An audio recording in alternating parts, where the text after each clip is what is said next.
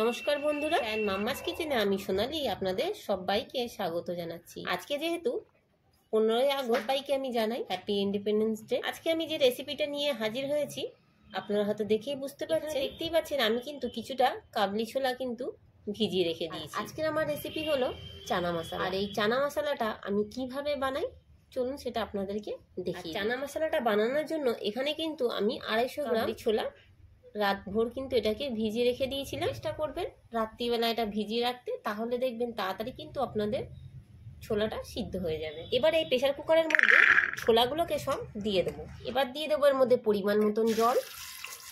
যতটা ছোলা তার থেকে একটু ওপরে জলটা দেবেন, তাহলে দেখবেন আপনাদের জলের পরিমাণটা ঠিকঠাক হবে।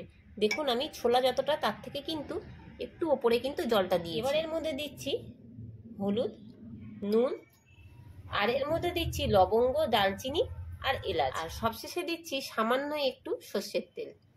ঢাকনাটাকে লাগিয়ে 4টে সিটি আমরা মেরে নেব। যতক্ষণ আমাদের ওদিকে ছোলাটা সিদ্ধ হচ্ছে চলুন ততক্ষণ কি করি আমরা মশলাটাকে রেডি করে নিই। আর মশলার জন্য আমি এখানে ব্যবহার করছি একটা টমেটো, আদা, 5-6 কোয়া নিয়েছি এখানে কাজু বাদাম, আর দিচ্ছি 3টে কাঁচা লঙ্কা।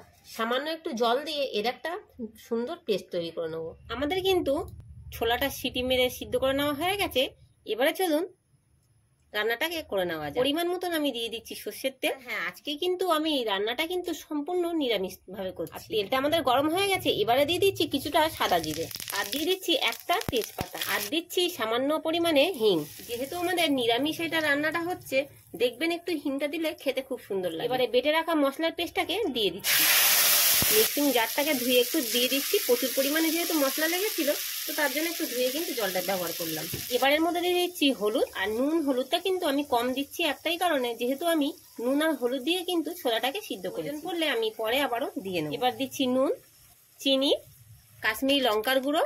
এতে একটু কালারটা খুব সুন্দর আসবে। ভালো করে একটু কষিয়ে নেবো। এটাকে ততক্ষণ কষাবো যতক্ষণ না এর থেকে তেল ছেড়ে দেয়। মশলাটা দেখে হয়তো বুঝতেই পারছেন ভালোই কিন্তু আমাদের কষিয়ে নেওয়া হয়ে গেছে। এর মধ্যে কাজু বাদাম দেওয়া ছিল, তার জন্য কিন্তু গ্যাসের ফ্লেমটাকে আমি মিডিয়ামে রেখে কিন্তু মশলাটাকে একটু কষিয়ে নিলাম। এবারে এখানে আমি ব্যবহার করব এভারেস্টের চানা মশলা। তো এখানে মশলাটা কিন্তু আমি সম্পূর্ণ ব্যবহার করছি। মশলাটাকে দিয়ে ভালো করে এর সাথে একটু মিক্স করে নেব। আর এই সময় কি করব, সিদ্ধ করে রাখা ছোলাটাকে আমি এর মধ্যে দিয়ে দিচ্ছি। আর জলটাকে দেখুন আমি কিন্তু ঝরিয়ে নিই। এর মশলার সাথে ভালো করে ছোলাটাকে একটু কষিয়ে নেব। ছোলাটা দেওয়ার পরে কিন্তু আমি গ্যাসের ফ্লেমটাকে কিন্তু একদম হাইতে করে দিই। ছোলাটাকে দিয়েও কিন্তু দেখুন ভালো করে আমাদের কষিয়ে নেওয়া হয়ে গেছে। এবার এর মধ্যে সিদ্ধ করে রাখা ছোলার জলটাকে দিয়ে দেবো। আর এমনি নর্মাল জল আর একটু দিয়ে দিচ্ছি। এই যা জল দিয়েছি এটাই কিন্তু আমাদের রেডি হয়ে যাবে। এবার এটাকে ভালো করে ফুটিয়ে নেবো। তো এদিকে দেখতেই পাচ্ছেন আমাদের কিন্তু চানা মশলা রেডি। থেকে কিছুটা ধনেপাতা কুচি ছড়িয়ে দিয়ে এটাকে আমরা নামিয়ে নেবো। আর এই রেসিপিটা আপনারা কিন্তু পরোটা যে কোনো কিছুর সাথেই কিন্তু এটাকে আপনারা পরিবেশন করতে পারেন। এটা কিন্তু দেখবেন দুর্দান্ত লাগে। এটাকে আমরা নামিয়ে নেবো।